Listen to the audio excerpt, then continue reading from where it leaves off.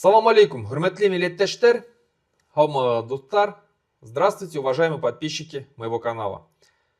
В эфире очередной выпуск программы «Обсудим с Русланом». Но сегодня у нас в гостях уважаемый Шмурат Хазрят, поэтому обсуждать будем вместе с ним мы новости, которые у нас произошли за текущую неделю. Самые интересные, самые горячие новости. Салам алейкум, Шмурат Хазрят.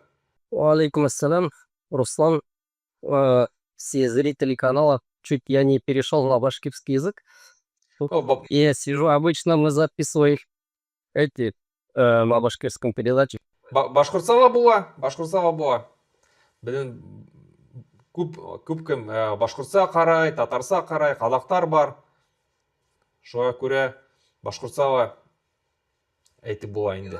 Пишут же нам, а что вы не переходите на свой язык, если вы там критикуете Россию, российскую политику, но мы знаем прекрасно башкирский, просто для более широкой аудитории вещей. Конечно, мы не собираемся строить в будущем моноэтническое башкирское национальное государство. Это просто не получится, потому что Башкир всего 1/3 населения. У нас живут татары, у нас живут русские, чуваши, марийцы.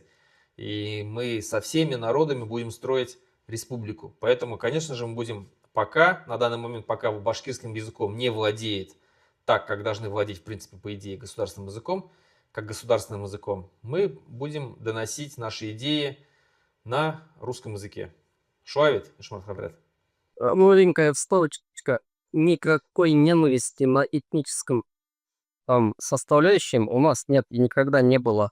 Когда вот лично я и другие ваши коллеги используют такое словосочетание, как русский мир, расизм и так далее, речь идет исключительно об идеологии, а не про какую-то этнику. Это очень важно. Ну, кто приходит и начинает путать, а вот русский, то там башкир.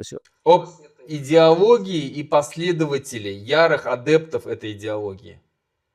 Пока не начали, Руслан, кстати, давай перечислим вот представителей ярких русского мира, которые не русские. Вот, ну, можно, да, бесконечно же. Соловьев, например, не скрывать. Еврей, да. Ну, Симонян, да.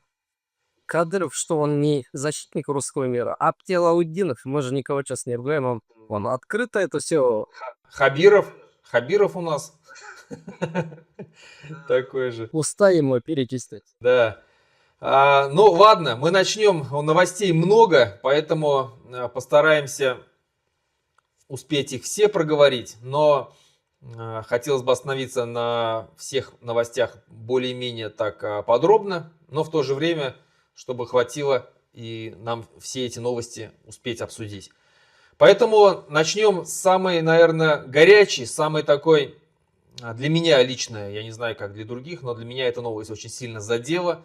Новость, которая была 21 августа, а именно в городе Благовещенске неизвестный молодой человек поджег мечеть города, подъехал на, по-моему, скейтборде, на доске скейтборда, взял с бутылкой зажигательной смеси, кинул ее в здание, там успела загореться крыша, скажем, входная крыша, вот, и успели потушить. Сам молодой человек был пойман, но, как, в принципе, наверное, даже это сейчас уже, наверное, это уже не удивительно, то, что о нем вообще ни слуху, ни духу. То есть никак не прокомментировали никто из властей Республики Башкортостан этот инцидент, никак не прокомментировали, нигде не было написано среди там силовых структур. То есть у них же есть свои телеграм-каналы, есть свои люди, которые в первую очередь выдают информацию такую горячую, важную. Когда вот там был схвачен, допустим, там Артур Идельбаев, тут же там на телеграм-каналах на всех были показаны, слиты видео, где он там его, как его положили, как его схватили. Или там, когда сжигали флаг Российской империи, там башкирских парней наших, там тут же слили в разные телеграм-каналы, которые вот обслуживают эту власть. И оттуда уже в первую очередь начали, что вот пойман, что вот как бы там уже наказан, уже дают показания. То есть такие моменты, как бы они, когда им нужно, они сразу начинают об этом кричать, говорить, везде показывать, тут же как бы делится эта информация, тут же Бастрыкин подхватывает. А вот, ну, вроде бы очень такое серьезное происшествие. Сожгли мечеть, пытались поджечь мечеть. Человека поймали, да, но вот никто не говорит, нет никакой информации, кто это такой, какая его фамилия, какие были, какой повод был у него, почему он так сделал, кто он по национальности. Ни Бастрыкин, ни власти Республики Башкортостан, ни общественность, вообще ноль. Мало того, даже наша либеральная общественность об этом как бы, ну, ничего практически. Ну да, как инцидент прокомментировали, а вообще как факт ноль. Помним, когда крест сломали на Нугурском водохранилище, там весь интернет гремел, по-моему, там месяца 2, наверное, после этого. И там любое потом чих вокруг этого инцидента, там еще раз все это прокручивали, там на уголовное дело было заведено, и там на Бастрыкин на свой личный контроль брал, что только не было. Вот как ты вообще прокомментируешь вот это вот, Ишмурат Хадрят? Вообще, ты много чего сказал, конечно, но для этих властей, для России поджог какой-то тряпки ночью в лесу, в сугробах, да, и поджог мечети. Это вот, значит, новости вообще разного порядка. Про одну можно говорить там месяцами, а про другое его, именно это же и сооружение, ну, религиозное учреждение, ну, нарушение закона. Поэтому молчать. Вообще, отношение СНИ к тем или иным событиям, да, это очень хороший показатель, чтобы понять, кому выгодно, какой режим, кто тут на вторых ролях, на пятых и так далее. Я помню, вот в 2006 году, ну, моему другу Саиду Байбурину подкинули разные нехорошие штучки, там тротил, детонатор и так далее. Там посадили его, нас держали под автоматами. Ну, это было громкое дело в то время для мусульмане, которые тогда застали, но прекрасно помнят хронологию. И вот тогда подключается БСТ. Сказали это и по радио даже. Потом снимают, как его привозят на буханке, как он выходит. Я помню, даже Саид там не выдержал. Вот ему такие сухпайки дают же, такие коробки, да? Бросил этого, ну, кто камеру держал. И это они засняли. Посмотрите, какие это ужасные мусульмане, да? Там они свой гнев не контролируют. И вот такие вещи. Это именно было БСТ. А тут вот такое, в принципе, великое событие. Ну, ты правильно говоришь. Где этот молодой человек? Почему не выясняют, с кем он переписывался? Может, он переписывался, но с какими-то агентами тоже натовскими, которые раскачивают, да? Нет, вообще ничего нет. Поэтому тут сразу можно видеть истинное лицо и СМИ, и властей, и от кого идет, кто хочет замять, кто не хочет замять. Я бы еще сказал, вот, а где вообще, ну, религиозные деятели? Да, кстати. При каждом чихе, да, вы делаете дуа, когда люди на СО отправляются, а там за величие России, там единство и так далее. Вот, Хамза Хазра, как про тебя фильмы снимают, быстро там, защитник ислама, блин. Не, ну тут, да, даже Духовное управление мусульман Республики Башкортостан никак. Это же на их территории произошло. Просто представь, что было бы, если бы там не флаг где-то в сугробах сжег, а бросил бы вот эту бутылку, да, в церковь. Да. Он было бы сейчас, да? Тут бы уже контртеррористическую операцию ввели бы в республике. Человек просто поднялся бы на вот этот Кахраман-Таш и привязал бы башкирский флаг. Например, ну вот как у тебя висит, да, на этот крест. Ты представляешь, ну, что было бы? Поэтому, подытоживая, наверное, дорогие башкиры, вот знаете, кто вами правит, кто вас защищает, что для них мечети. До этого, когда вот мечети горели, ну, в Абзелиловском районе, помню, и люди говорили, что это не просто там сгорела мечеть, а именно поджог. Я, честно говоря, не до конца верил. Просто я знаю, насколько вот плохо обстоят дела с мечетями. Там проводка всегда ужасная, да? Ну, алгасвитинга, то есть дерево сгорает. Короче, просто проводка плохо стоит там и все. Но сейчас я уже начинаю думать, что это действительно тенденция какая-то. И еще один важный момент, Руслан. Вот во всех таких событиях первую очередь надо обвинять не вот этих придурковатых там подростков, а именно власть. Это она формирует вот такую атмосферу. Вот один маленький вопрос. Вообще народ, кто такой народ? Тем более российский. Поголовное, ну, большинство это потомки крепостных. Они отслеживают каждый чих, откуда ветер дует, да? Стоит там прикрикнуть, они сразу, вот, народ он начинает хвалить, возмущаться тем, что спущено сверху. И они начинают бояться того, но на что шикнули. Вот как сравнение плохое, конечно, но реально как дворняжки.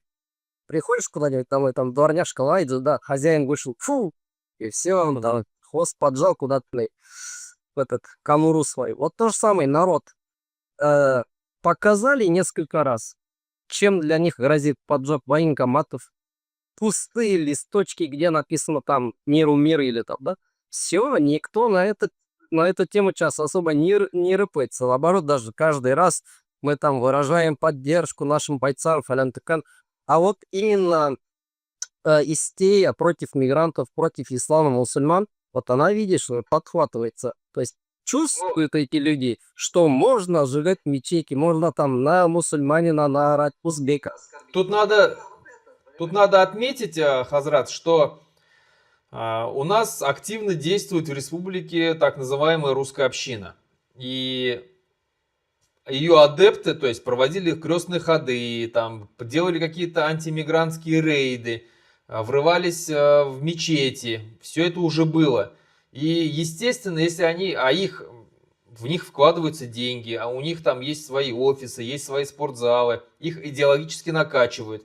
Соответственно, если организация существует, если в нее вкладывают деньги, если она пропагандирует свои идеи и мысли, соответственно, молодежь, которая туда приходит, она эти идеи подхватывает, а молодежь, она самая радикальная считается, самая горячая. И вполне, я уверен, что вполне возможно вот такие люди, и возможно это какое-то было задание, возможно это было испытание какое-то, возможно просто какой-то среди них самый радикальный, самый неадекватный, скажем так, решил себя так проявить, свою ненависть к мусульманам. Но это же надо еще как бы отметить, что это произошло в Благовещенске. Город, в принципе, по идее, который вот два города возле Уфы, Бирск и Благовещенск, это два города, которые населены в большей степени русским населением. Два небольших городка, это по истории, это две крепости. Бирск одна из самых первых крепостей русских, где всегда находился отряд определенных там военных, каратели тех же самых, которые выходили и пытались подавлять там наши там войны, восстания против башкир всегда выступали. Благовещенск тоже, он там с 1700 года существует, тоже как своеобразная там крепость, которая всегда... И вот и население, оно там такое осталось, оно ненавидит во многом до сих пор там относится враждебно к башкирам, к мусульманам и так далее. Поэтому я думаю, что здесь все как бы вот взаимосвязано. Как минимум под впечатлением вот этой атмосферы, которая витает вокруг, да, там против мусульман, мигрантов, там русский мир, там, значит, вот этот флаг беспонтовый. Кстати говоря, я вот детали этого дела у тебя на канале отслеживал. Там, помнишь, что про Коноплина? Коноплин Да. выкладывал же. Ну, про этого парня я мало чего знал. Ну, пару, может быть, видел интервью с тобой, когда-то он что-то там пишет, да.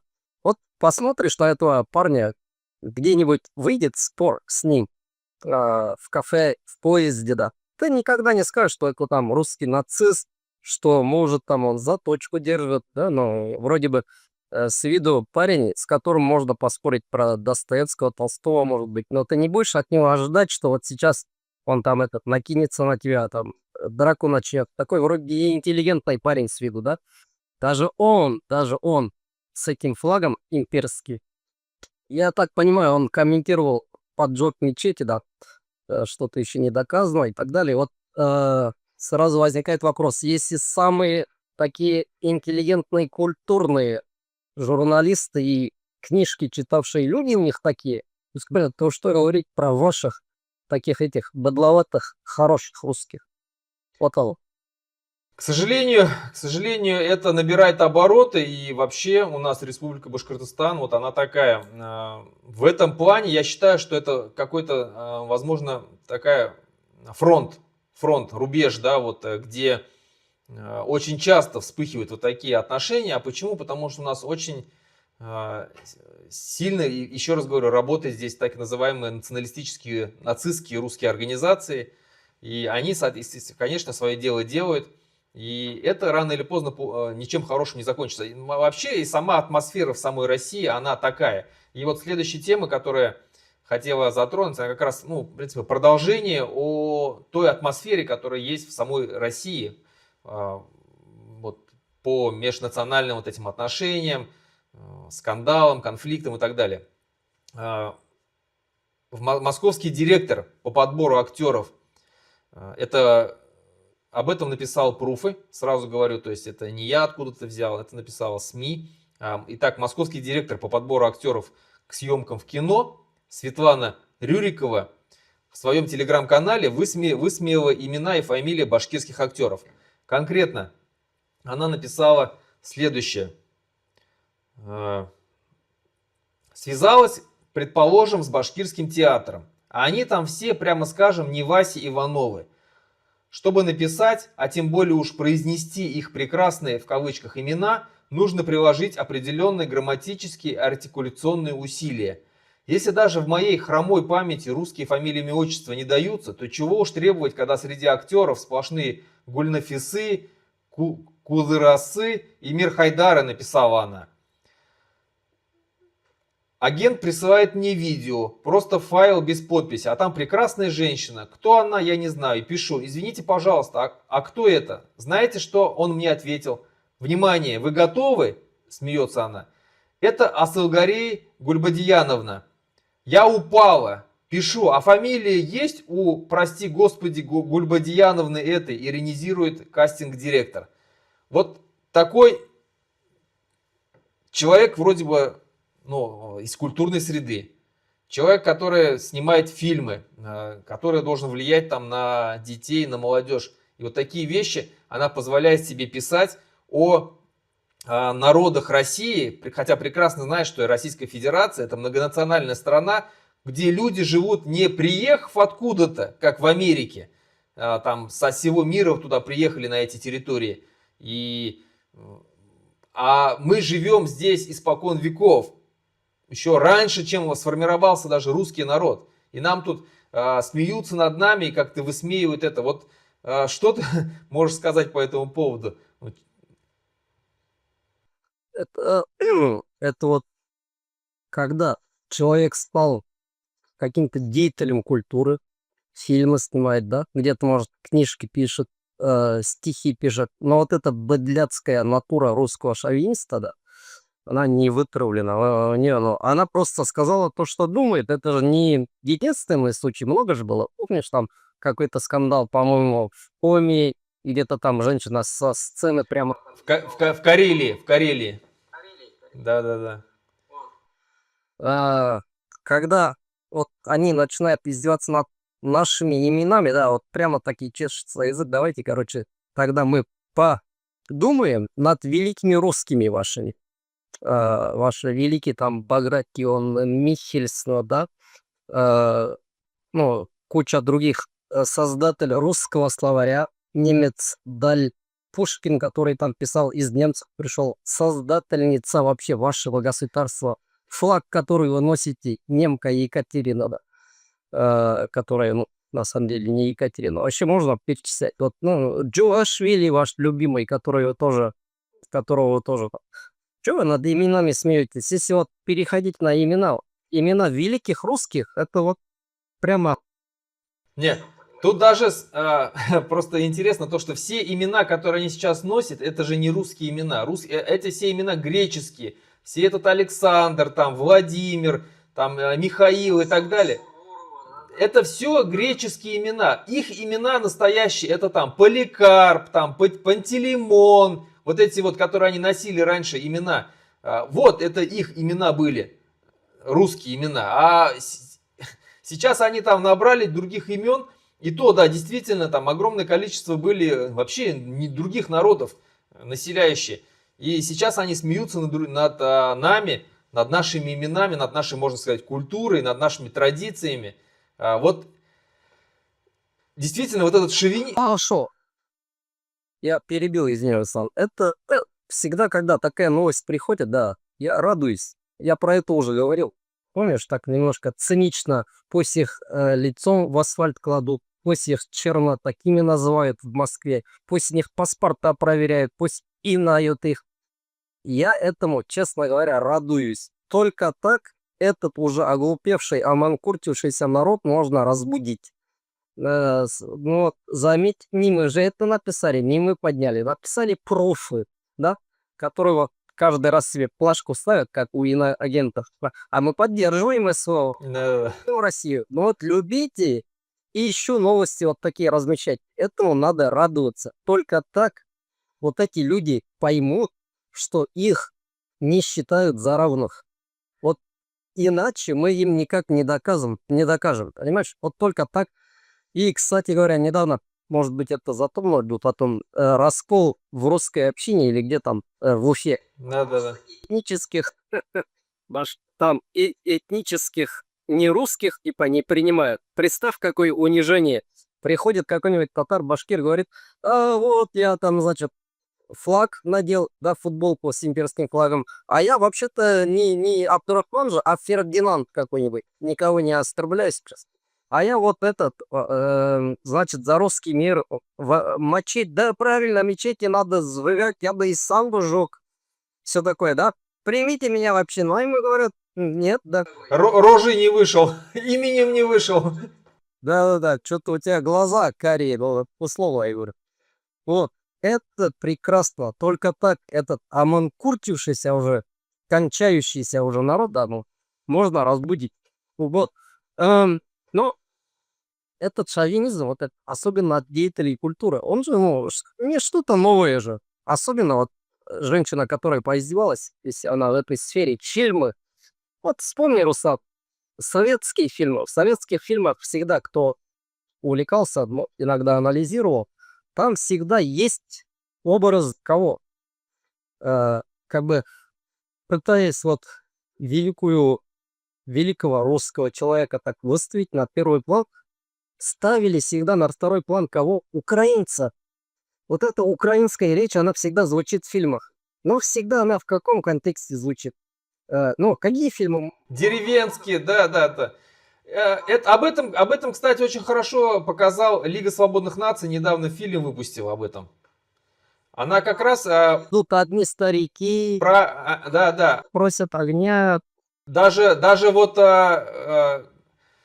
фильм, вот есть сериал буквально «Сваты». «Сваты» такой знаменитый сериал, его много кто любил смотреть. И да, и там две семьи, получается, воспитывают одну внучку. Вот. А дед и как бы бабушка с одной стороны, со стороны матери, дед и бабушка там со стороны отца. Вот. Воспитывают одну внучку. Кто показано? Русская семья и украинская семья. Русская семья — это интеллигенты из Санкт-Петербурга, он какой-то профессор, она там кто-то там деятель культуры.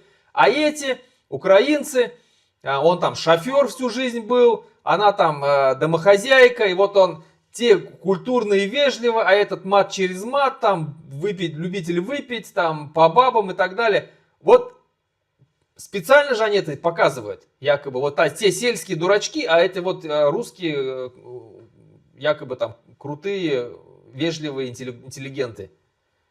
То, что звучала украинская речь в этих фильмах, они, ну, показывали, что не только фильм-то на русском, да, но там другая эта речь не звучит, звучит русская и украинская, да. Они, первая задача — это показать, что это один народ. Ну, в принципе, многие так и воспринимали, да, там три народа: великороссы, малороссы, белорусы, это как бы один, но это все русские. А вот этот вот смешной персонаж, он, конечно, этот, ну, немножко по-другому говорит, но это все равно брат наш, младший брат, да.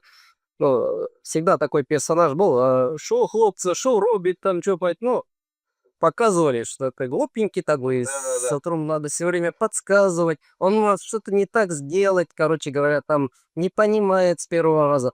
Но тут что я хотел именно добавить, что касается уже других народов, так они вообще там в положении какой-то тупиковой ветви эволюции показывали. Помнишь, вот свой среди чужих там такой. Ну, даже мультфильм про вот это Алешу Поповича, Тугарин Змей, вот это вот, там, ну, шовинизму вообще отдает полностью. Фильм «Орда» недавно там, да, который выходил, то же самое, там монголы показаны, там и очень дикий какой-то там, чуть ли не звери, которые там сырое мясо едят, ну, живут в грязи. Вот так они пока показывают.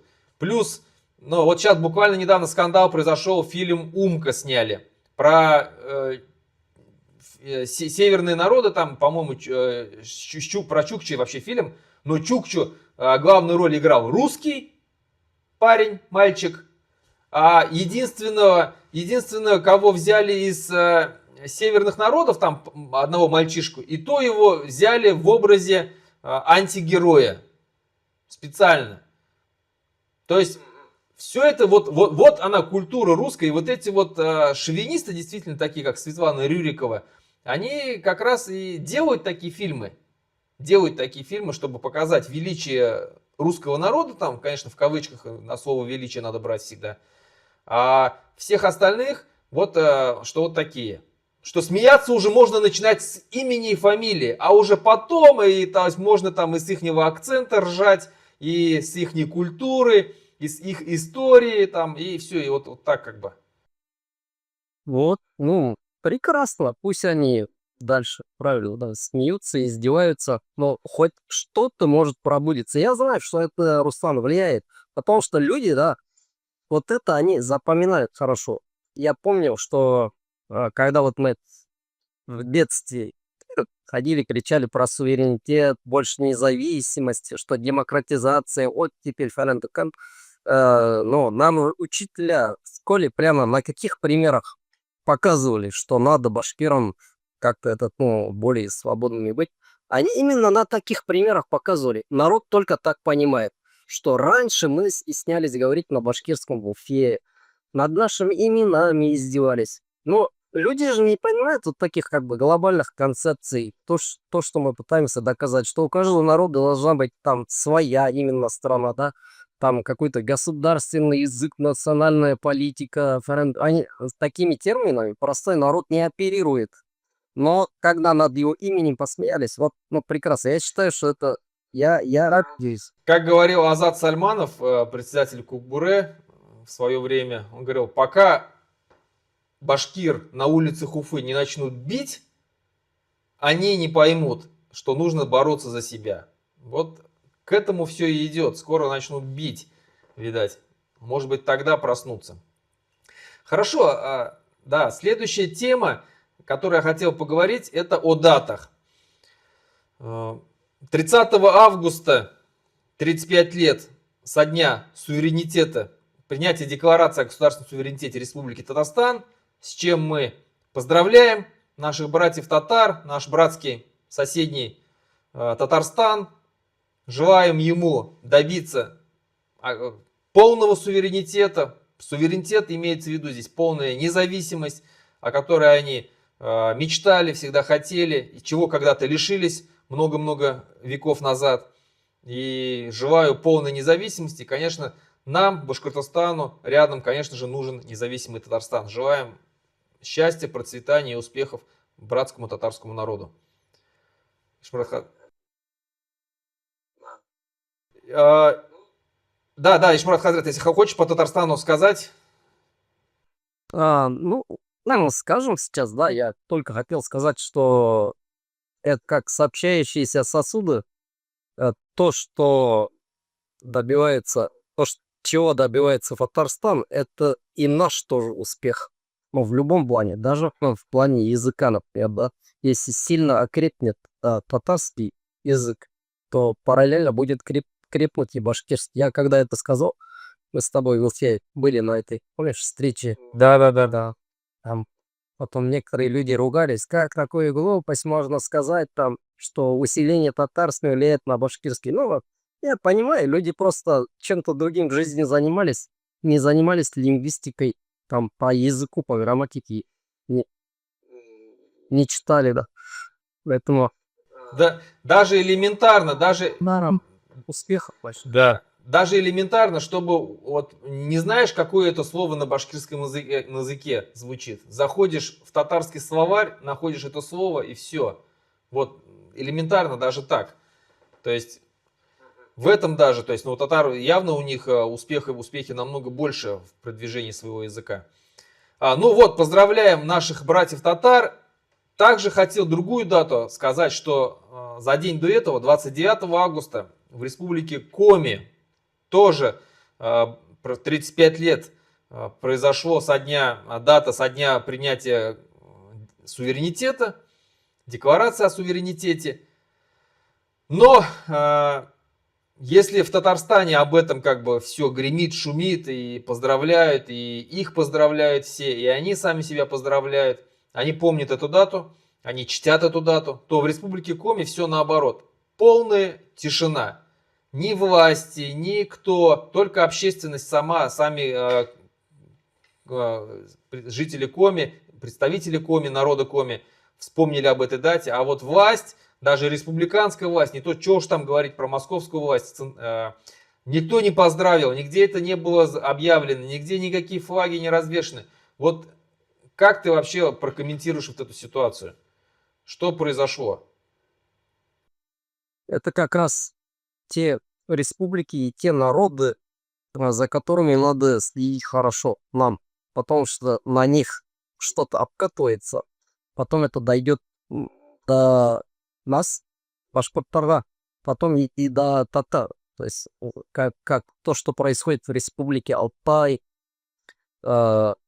у Коми, как вот просто все стирают, да, уничтожают язык, не дают ему подняться. Это легко, если ты власть, если государство на государственном уровне. Вот то, что там происходит, это, в принципе, то, что и нас ждет. Вот так. Поэтому, ну, надо бороться за каждый термин, за каждое поздравление. Если там с днем флага, с днем суверенитета где-то не поздравляют, придают забвению, то, ну, надо переживать уже тем, у кого пока это не происходит. Я написал у себя в телеграм-канале по этому поводу, и я говорю, что это вот яркий показатель того, что народом правят именно оккупанты. Вот даже если эти оккупанты, даже представим, что там у власти нету самих представителей Коми, представим, что там есть русские, которые давно живут в республике Коми, все равно, если они не поздравляют свою республику, где они живут, народ коренной, с которым они живут бок о бок, то все равно это все равно оккупанты получается. Потому что только оккупанты не замечают праздники, стараются не замечать, стараются умалчивать праздники коренного народа. Ну, условно представим там, да, что там фашистская Германия захватила там Францию там, да, или Чехию. И разве они будут поздравлять там с днем там независимости Чехии, которая когда-то была провозглашена там, или с днем Республики Чехии? Конечно же не будут. Конечно, они будут в этот день там молчать. И здесь то же самое происходит. Вот тут все четко показано, что власть управляется именно вот оккупантами, которым невыгодно поднимать тему суверенитета Республики Коми, что она когда-то там была, что там общественность и политические деятели из Коми добивались когда-то всего этого. Невыгодно, чтобы, не дай бог, там, да, у народа не пробудилось обратно национальное самосознание. Вот я только так могу прокомментировать такой этот момент. Любым коренным народам России я вот хотел бы показать. Рекомендую эту книгу прочитать. «Империя Кремля». Авторханов. У Авторханова много книг так хороших. Да? Чеченский писатель, сразу напомню. Да. Политолог Да. Абдурахман Авторханов. Вот там читаешь иногда, думаешь, подожди, вот такое впечатление, это же про наши дни. А хотя он пишет про Горбачева, там, про то, что еще раньше было.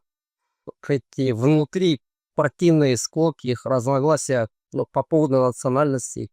Ленина, да, который много раз это повторил. Это про великорусского шовиниста, насильник, там, несколько там таких нехороших слов про него. Но Ленин вообще ненавидел, в принципе, русский нацизм. Поэтому уже сейчас вот, в разных каналах читаешь, как они ненавидят Ленина, а Сталина любят. Вот Сталин, этот основатель вот такого нацистского государства, тоже, да, парадоксы, конечно, Да-да. феномены.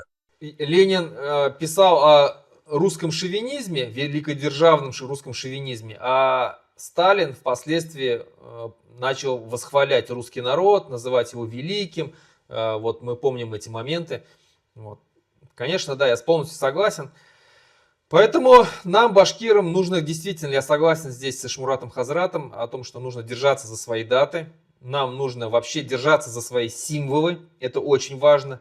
Вот не забывать, что у нас есть вот такой флаг, что у нас есть Салават Юлаев, что у нас есть памятники Салават Юлаева, Заки Валиди, есть такие лидеры, такие герои, что есть Рами Гарипов, его стихотворения такие, которые сейчас пытаются там умолчать.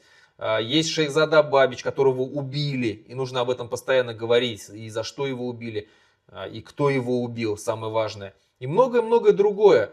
То есть всех наших героев, и Карахакала, и Алдар Батыра, которого казнили в 70-летнем возрасте, и всех наших национальных героев, которые боролись за нас.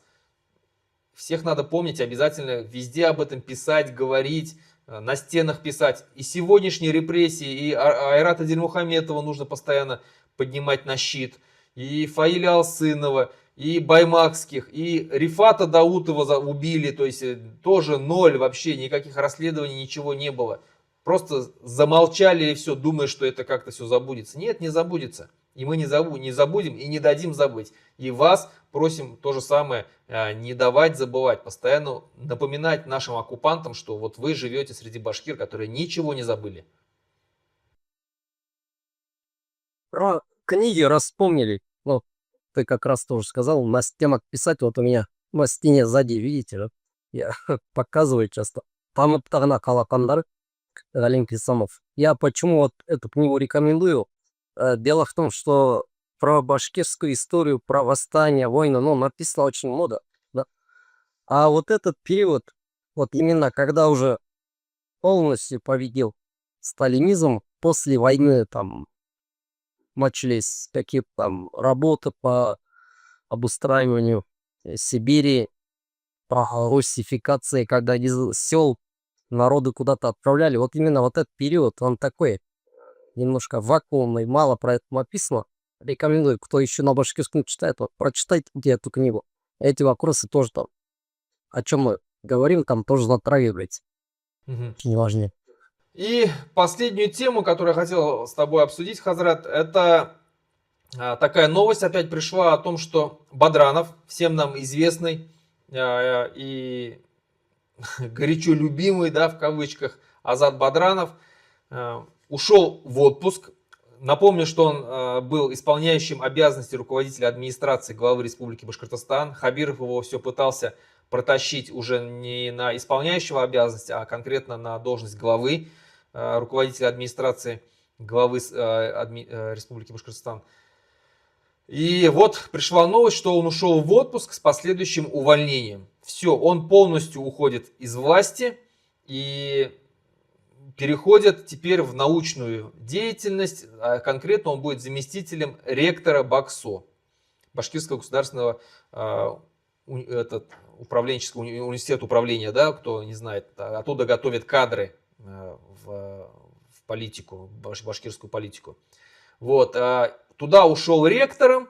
Это конкретное, конечно же, понижение. И здесь пишут о том, что якобы он не прошел согласование в Москве. То есть должность главы администрации Республики Башкортостан он не прошел согласование в Москве. Это еще раз показывает, конечно же, характеризует наше колониальное положение, о том, что даже руководителя администрации, да, руководителя администрации главы Республики Башкортостан нужно согласовывать в Москве. Вместо него пришел такой Искандер Ахметвалиев. Вот. Что ты можешь сказать по этому поводу, Ишмурат Хазрат, потом я свое мнение скажу. Ну, сразу несколько мыслей. Вот в этой книге, кстати говоря, про одного персонажа, Башкорт, который агитировал на какие-то великие стройки коммунизма. Башкиры его того ненавидели, потому что не собрание, он там такой яркий оратор, куда-то надо ехать, любить советскую власть, да. Вот. И где-то на стройках он потом становится инвалидом. Вот. Ему там ни помощи, ничего, но как бы выкидывают его на улицу. И в очередной раз, когда он какой-то порог топтал, его просто вот скрутили и выкинули. Но такой персонаж почитали. Вот. Что касается Бадранова, вообще тенденция, это уже после Артура Идельбаева же проявилась. Когда вот бывших, у которых где-то там далеко в биографии есть кадры какие-то, которые не хотели бы показывать, да, и действовать. Перебью, Ишмурат Хазрат, как раз вот эти моменты ему и вспоминают, что якобы он там когда-то был в Союзе башкирской молодежи, участвовал там, националистический какой-то бэкграунд есть, вот. Да, то есть, не нужны люди не просто такие противники, а те, кто в данный момент уж полностью приспособился, но еще сохранил вообще хоть что-то башкирское. Я, насколько помню, Бадранов до такой еще не опускался же, чтобы там татар-башкир ублюдками назвать-то, над башкирским языком там смеяться, тем более владеть и так далее. Так что сейчас вот власти нужны примерно такие, как этот Нигаматьянов. Вот. Это ничего нового нет. Везде колониализм, он так и работает. Сейчас еще они планки вот так снизят и будут находить вообще, самый такой редкий мусор в любом народе, он есть же, да? Уже там шарить фонариками где-то в подвалах, находить, таких, прошу прощения, крыс. Шариковых, да, как? И все. Вот, пусть да, Но я вот добавлю к этому, действительно, я полностью согласен, что власть сперва пользуется вот такими людьми, как Бадранов, а я сколько его помню, а я помню его давно, когда он еще был простым общественником, никаких должностей он не занимал, вот, и всегда он был, кстати, хоть и для меня всегда это было удивительно, хоть раньше он был и там в Союзе башкирской молодежи, и мы даже видели фотографии, где он там участвовал в разгоне там митинга, вот, но всегда он был против Кукбуры. Всегда был против Кукбуры. Уже тогда он, видать, понял, что все, рахимовское время закончилось и нужно перекрашиваться быстро. И он прям яростно был против Кукбуры, нас там постоянно пытался мочить, там как-то критиковал. Потом против Башкорта был организации. Я против национализма, там, я это, я то. Потом он уехал в Москву, там спелся с Хабировым. Вот и его как раз Хабиров и привел к власти. Я помню, как они приходили во власть, когда Хабиров вернулся из Москвы со своей командой. Это Мурзагулов, Бадранов, там, Сидякин, Башаров. Вот они все пришли, они говорят, мы победили, мы пришли сюда. Он когда встречался даже с Фаилем Алсыновым, он прям в лицо ему сказал, что мы сюда пришли победителями. Мы здесь будем рулить, мы будем устанавливать здесь власть. Они думали, что вот раз им позволили здесь руководить, то они будут руководить так, как они хотят. На самом деле их руками Москва просто здесь зачистила все, что можно, башкирское, пересажала всех башкирских национальных деятелей, закрыла организации, там, провела репрессии. Куштау мы помним, да, что вот они сотворили, там баймакские события. Все это же вот руками вот этих вот людей делалось. А сейчас их просто как изжеванный материал, как говорится, поматросил и бросил, их выкидывают. Что Артура Идельбаева, что вот Бадранова и так далее. Действительно, у людей, у которых хоть есть, которые себя считают до сих пор башкирами, я с тобой согласен полностью, здесь Ишмурат Хазрат, которые пусть даже там думают, что через власть смогут... Есть же многие такие, ошибочно думая, что вот они придут во власть, и они через эту власть, там, критикуя самых радикально настроенных башкир, там, репрессируя их, там, воюя против них, но служа Москве, в то же время мы будем что-то полезное делать для башкирского народа. Вот мы, находясь во власти, будем служить Москве, но тихонечко будем делать башкирскому народу там хорошо, там будем там язык укреплять, там будем какие-то культурные мероприятия проводить. Это ошибочное мнение абсолютно. Как только ты попадаешь туда во власть, все, тебя перемалывает власть так, и только ты пытаешься как-то сопротивляться ей, тебя тут же сломают, выкинут. Еще, если надо, посадят, как Артура Идельбаева. Сейчас Азат Бадранов еще, наверное, легко отделался, что его туда сместили. Вот. И могли вообще легко посадить. Поэтому всех, и вот это ошибочное было поведение и у Союза башкирской молодежи, когда они провозгласили перманентное вхождение во власть, и все их люди пошли во власть, и вот и сегодня много кто занимает какие-то должности, а бывшие СБМщики тоже думали, что придя во власть, они смогут там что-то делать полезное для башкирского народа. Ничего! В худшем положении башкирский народ оказался, намного в худшем положении. Думая, что вот они переиграют систему, невозможно переиграть систему. И система будет избавляться от этих людей, у которых осталось что-то башкирское. Действительно будут искать таких Шариковых, типа Нигаматьянова, типа Тимура Валитова, вот, типа Рашида Евалова. Вот таких будут искать, вот, и из их будут ставить на руководящие должности, которые вообще полностью будут искоренять все башкирское. Полностью согласен здесь с Ишмурат Хадратом. У знаменитого шейха Албани такие слова есть. Дахкалю лиюгайру фатагайял. Они вошли, чтобы поменять, и поменялись. Вот про них, да, то есть про, как ты говоришь, Шариковых, но к ним уже, наверное, обращаться бесполезно. Вот давай обратимся к тем, у которых еще совесть тлеет, которые еще понимают. Вот вы сегодня сидите, ну, давай вещи своими именами назовем, вы планируете предать. Предать свои идеалы, свое прошлое, свой народ, наших героев. Вы планируете что-то такое приятное для оккупантов, для империалистов написать, да, что мы там с СВО, там башкиры русские всегда вместе, там флаг где-то вы висите, такой империалистический. А некоторые, может, ну, не так громко, давай будем говорить, предать, да, но все равно немножечко прогнуться. Такие тоже есть, которые хотят так, но чтобы показать себя таким красавчиком, например, ой, с Днем России где-нибудь там напишут, да, на аватарке поставят, я не знаю, кого они могут поставить, 9 мая. Ну, вспомни и Культуманова того, который с имперским флагом заставил бурзянских ребят фотографироваться. Вот. Ну, это Шариков, это очередной. Я не к нему сейчас. Я к другим, которые немножечко все равно. Те люди, с которыми, если бы мы где-то завтра встретились, да, но все равно, салам алейкум, ну, еще можно было поздороваться. То есть, если бы руки они протянули, еще можно было эту руку пожать. Я вот к ним обращаюсь. А к этим не то, что руку подать, я тагорат потом возьму, когда их не вижу. Понимаешь? Я именно имею в виду вот таких более-менее еще не конченных. Если вы ходите, думаете, что где-то немножечко прогнетесь, что-то там приятненькое напишите для этого русского мира, ответьте себе на вопрос, а стоит ли вообще это делать? Если практика показывает, что всех использовали и выбрось. Почитайте вот, что Артур Идельбаев писал, ну, буквально год назад. Я много не читал, я сразу говорю, я его не отслеживаю. Типа, почему я поддерживаю Хабирова? Он на Фалянтыкан какой-то там простыню он накатал. И про Путина, про такой вот, вот такие люди. Вы сегодня будете всяческие реверансы делать, да, а завтра вы в лучшем случае, может, пониженно будете, а то и сядете.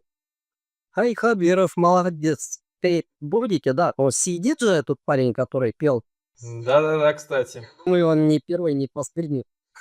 Надо ли было эту песенку петь тебе, чтобы потом сейчас вот те защитники пуштов, которые там бились, да, или писали, но они сейчас, ну, хотя бы на свободе с семьями, а ты сидишь. И таких вообще много. И еще не первый, не последний, таких много будет.